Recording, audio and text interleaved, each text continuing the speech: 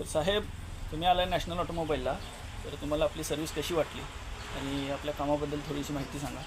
नक्कीच. आज मी मिलिंद मोरे.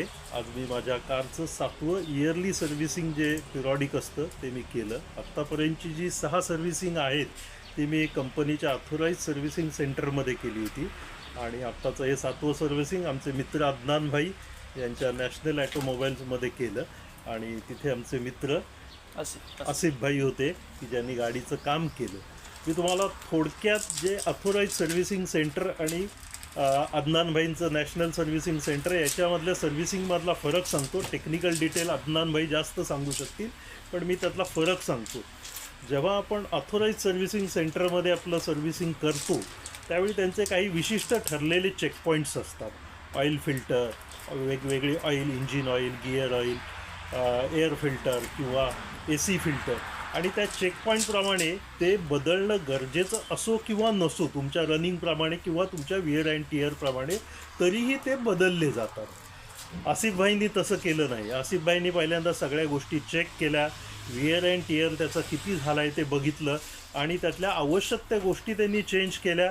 ज्या गोष्टी त्यांना रिकंडिशन करता येणं शक्य होतं, जे फिल्टर त्यांना साफ करता येणं शक्य होते ते त्यांनी साफ करून ॲज इट इज तसे ठेवले.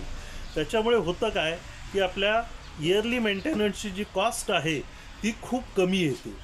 आसिफभाईंनी हे जे जनरल चेकपॉईंट आहेत त्याच्या व्यतिरिक्त सगळी टायर जे आहेत ते त्यांनी रोटेशन केली. त्या टायर मधले ब्रेक लायनर जे आहेत ते त्यांनी क्लीन केले.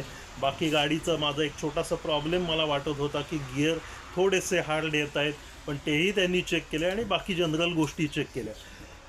हा स्टँडर्ड सर्व्हिसिंग सेंटरमधला आणि अदनानभाईंच्या सर्व्हिसिंग सेंटरमधला फरक आहे की तुमच्या गाडीचे जे आवश्यक पार्ट आहेत ते चेक करतात, त्याचं विअर अँड टिअर बघतात आणि त्याच्याप्रमाणे काम करतात.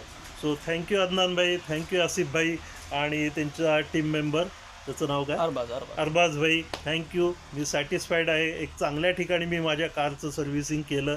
दुसरी एक गोष्ट, नॉर्मली फोर्डचं सर्व्हिसिंग हे कुठलाही मेकॅनिक किंवा कुठलंही रोड साईड गॅरेज जे आहे ते करू शकत नाही, पण अदनान भाईंच्या इथे फोर्डसारख्या कारची सुद्धा नॉलेज असणारी माणसं आहे.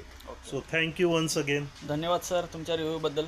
आणि असंच आपल्यासोबत प्रेम तुमचं व्यक्त करत राहा आणि परत येत राहा, आणि जे आपली मित्र मंडळी असतील त्यांना सुद्धा आपलं सर्व्हिस स्टेशन नक्कीच धन्यवाद.